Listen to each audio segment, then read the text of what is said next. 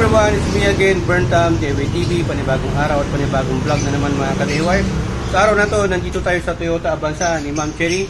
Yan, meron tayong konting problema at yun ang ituturo namin sa inyo. Basic tutorial lang po ito, kaya don't panic, it's organic. Bago natin tuloy ang video, shoutout muna natin Adol's Vlog, paki-subscribe sa YouTube channel at paki-follow yung Facebook page niya. Shoutout din natin Angelo Lias, L. Diponso at Madam Cherry din sa Bundong.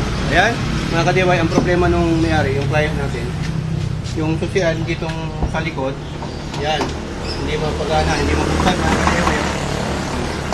Ibig sabihin dito, baka may problema na to, wear and tear, kailangan ng palitan to or gawa natin ng paraan. Kasi siyempre, hindi natin mabuksan to, hindi natin magamit, hindi natin mapaglagyan. Hassle naman kung doon pa tayo sa loob, magbubukas para maglagay ng gamit, di ba? So, kailangan na alimidyohan natin to. Tara, turo namin sa inyo.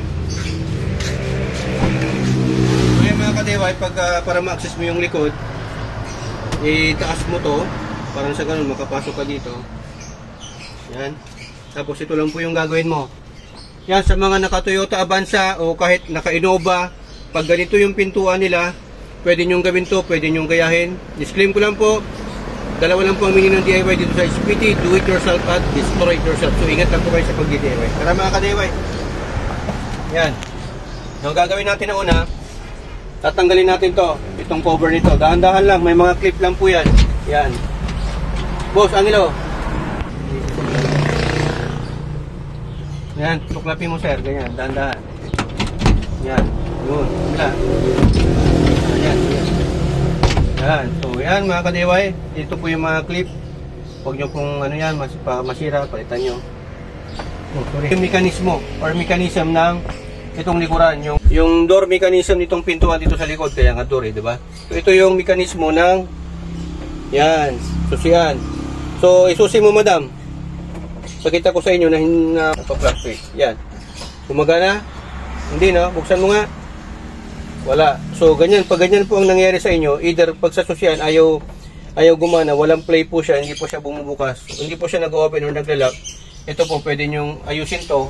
May dyan or palitan nyo na po ng buo. Mura lang naman po yan sa Auto Supply or sa Lazada or Shopee or mismong sa Toyota Casa. Okay?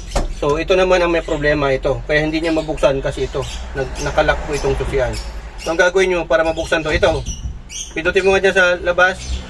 So yan, gumagana po yung kable, hindi po yan putol. So ibig sabihin, pwede nyo mabuksan to nang inaangat mo yung door opener. Doon sa outer door opener, gumagana po siya, nakafunction po siya kasi yung kable okay naman. So ito po definitely yung naglock po siya, hindi po ma-trigger kasi hindi mag-trigger yung open kasi nakalock po itong sa may susian. So para mabuksan natin yan, sige nga. Yun, ito, tataas lang po natin itong mga ka-DIY kasi naglock yung sa may susian. Tataas lang po natin to, itong parang ano dito, stainless or basta itong bakal na to. Tapos open mo. Ayun. Close. Yan. Ilalak ko. Open. Ayun, di ba? So ito ang may problema. Ito mismo kasi ayaw gumana. So itataas ko ulit. Yan, dito ko na iaangat sa may susian. Yun. Sige, open. Yun. So ganun lang po yung gagawin yung mga ka-DIY. Just in case na mangyari po sa inyo to, ganun lang po. Tanggalin nyo lang po itong cover dito sa likod ng pintuan, dito sa loob. Tapos makikita nyo na yung mechanism. Unahin nyo, pag ito, check nyo, pag umaangat, bumababa naman, okay naman yung kable, wala namang naputol.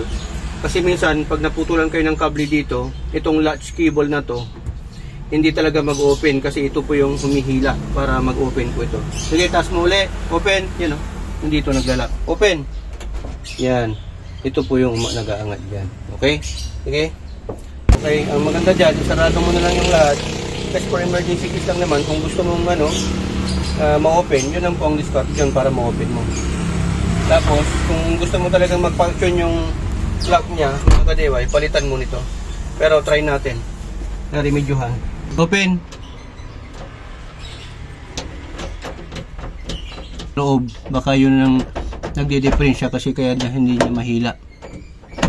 Ilock mo. Oh, naglalak siya mga ka-DIY. Open mo. Yun, hindi niya nahihila pag mag-open siya. So pag na-ilock mo yan dyan sa labas, hindi na po yan mag-open. So ganun po ang ano niyan. Ang gawin mo, wag mo munang ilagay yan. Para maano mo, access mo dyan, dyan mo muna open pansamantala. At pwede mong ma-ilock sa labas, pero pag i-open mo na, dito mo siya i-open. Iangat mo lang to. So, ganyan po yung diskarte muna dyan para lang magamit mo yung likod para ma-open mo. Okay? So, yan mga ka-DIY, okay na. Gawa na natin ng paraan. Sige, kabit mo na yan. So, pagbabalik, tapat mo lang naman yung mga clip. Yan, binabalik na natin yung cover. Yan, kasama natin si Adams Vlog. Hoy, kaway! Nagadakat. So ayun mga ka-DIY, final touch tayo. Ito yung ginawa nating remedyo para pansamantala magamit natin, malak natin at ma-open natin. Buksan mo yun, ito. So nakalock siya ngayon. Open ko. Yan, hilain mo lang to mga ka-DIY para mag-open.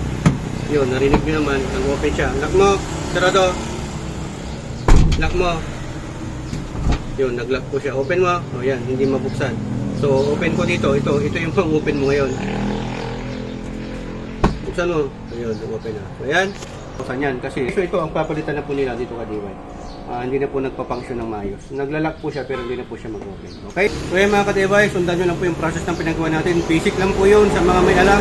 Pero sa mga walang alam, sa mga baguhan ng car owner, pag nangyari sa iyo, ganun lang po yung proseso na sundan mo. Ingat lang po kayo. Dahil dito sa HPT, natuto ka na, nakatipid ka pa. Dahil sa HPT, sharing is... Yeri! Sharing! Yeah, maraming salamat. Tugatulog with the glory. Berta.